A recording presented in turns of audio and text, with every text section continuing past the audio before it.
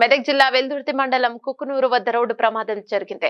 తూఫ్రాన్ మండలం నాగులపల్లి జెండాపల్లి గ్రామాలకు చెందిన 14 మంది కూలీలు కౌడిపల్లి మండలం రాయిలాపూర్లోని ఒక పరిశ్రమలో కూలీ పనికి వెళ్లి సాయంత్రం తిరిగి వస్తున్న క్రమంలో ఎదురుగా వచ్చిన ట్రాక్టర్ ఢీ కొట్టడంతో ఈ ప్రమాదం చోటు చేసుకుంది. ప్రమాదంలో ట్రాక్టర్ డ్రైవర్ తో పాటు 14 మంది గాయాలు కాగా వెంటనే స్పందించిన స్థానికులు తూఫ్రాన్ ఏరియా ఆసుపత్రికి తరలించారు. నలుగురి పరిస్థితి విషమంగా ఉన్నట్లు వైద్యులు తెలిపారు.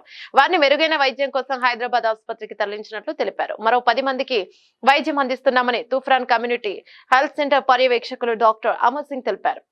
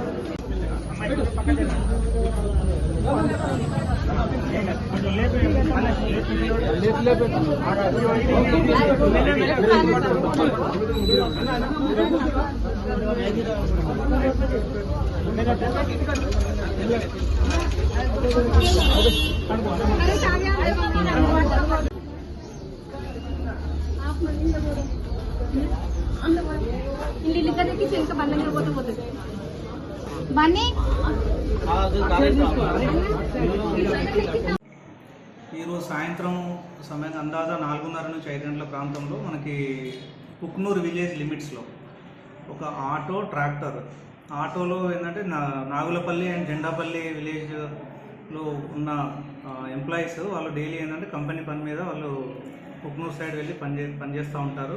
ఆటోలో వెళ్ళి రావడం జరుగుతూ ఉంటుంది. అదే క్రమంలో వాళ్ళు పని ముగించుకొని రిటర్న్ వస్తూ ఉండగా మన కుక్నూరు విలేజ్ లిమిట్స్లో ఆటో అండ్ ట్రాక్టర్ యాక్సిడెంట్ జరగడం జరిగింది. సో అక్కడ నుంచి మనకు ఆల్మోస్ట్ 14 కేసెస్ మన హాస్పిటల్కి తీసుకొని వచ్చారు. రంజురైట్లో వచ్చిన తర్వాత అందరికైతే మనం ఫస్ట్ ఎయిడ్ ట్రీట్మెంట్ చేసాము. అడ్మిషన్స్ కూడా పెట్టేసాము. 14 మందికి 14 అడ్మిషన్స్ పెట్టాము. కొద్ది ఇంజురీస్ అయితే అన్ని మేజర్ ఇంజురీసే ఉన్నాయి. వాళ్ళందరికీ కూడా ప్రైమరీ ఇన్వెస్టిగేషన్ పర్పస్లో మనకు ఎక్స్రేస్ కానీ సిటీ స్కాన్ అడ్వైజ్ చేసాము. ఫర్దర్గా ఇన్వెస్టిగేషన్స్ రిపోర్ట్స్ వచ్చిన తర్వాత నెక్స్ట్ స్టెప్ తీసుకోవడం జరుగుతుంది. అంటే మన దగ్గర అయ్యే వరకు ఫ్రాక్చర్స్ అట్లాంటివి ఏం లేవు అంటే కానీ డెఫినెట్లీ ఇక్కడే అడ్మిషన్ పెడతాము.